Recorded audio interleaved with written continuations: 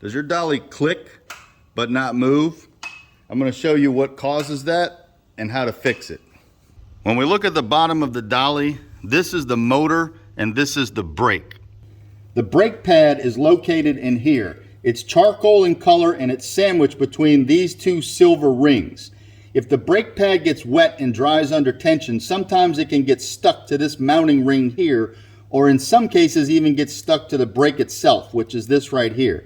What we want to do is activate this manual brake release lever. We're going to push that all the way down. That puts the dolly into free roll mode. Now it won't free roll yet because the brake pad is still stuck, but this will help us get it unstuck, hopefully. With the brake release lever in the down position, I should be able to free roll this dolly.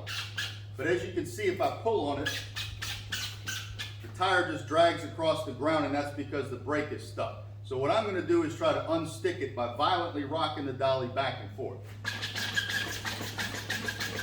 Keep doing this for about a minute. You should be able to break it loose. After that time, if it doesn't come loose, you're probably going to have to take the brake apart and manually unstick it. Before you remove the brake, use a Sharpie or a paint pen to make a mark at the top mounting bolt so you know which way to put the brake back on. The easiest way to access the brake is lay the dolly down on its belly and remove the left tire.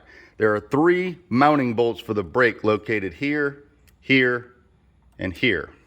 Now we're using a 4mm hex socket, but you can also use a 4mm Allen wrench if you don't have that. This is much easier. This bottom screw is going to be covered up by this wire, so carefully move the wire out of the way in order to access it. This bolt is only accessible if you have the brake release lever still in the down position.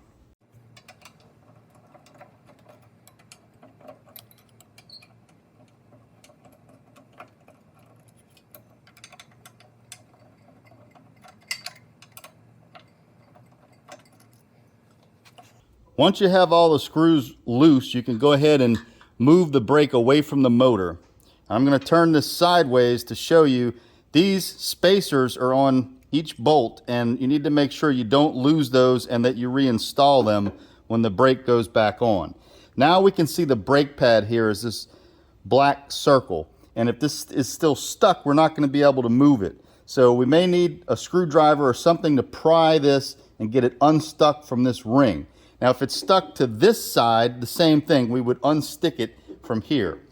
Once this is broken loose, we should be able to freely rotate the brake and see the gears on the axle shaft rotating with it. That means the brake is now unstuck, but we still want to remove the brake pad and check to see if there's any residue from the brake pad on this ring. If there is, or if there's any on here, we want to use some kind of scrubbing pad to get that residue off of there. Just be careful not to use any harsh solvents that could leave residue and cause delamination of the brake pad.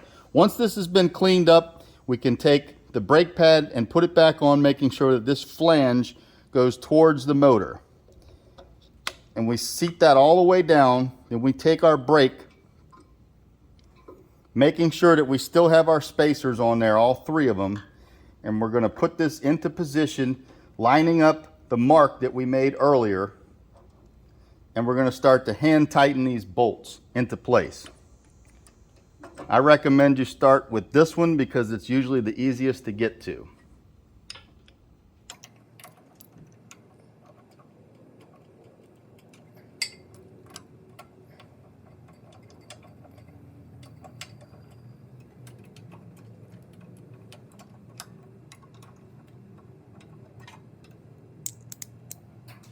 Once the bolts are hand tight and you're sure that the spacers are still in place, you can go ahead and tighten the bolts using whatever tool you need.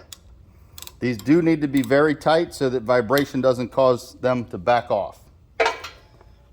Once it's reinstalled, we can pop this lever back into the up position, put our tire back on, and we're ready to test the dolly. For the next week or so after you fix this, we recommend that you put the release lever in the down position anytime you're going to be parking the dolly for more than an hour. This takes the tension off the brake pad and should prevent it from sticking again. It also gives the brake pad a chance to dry out and return to normal.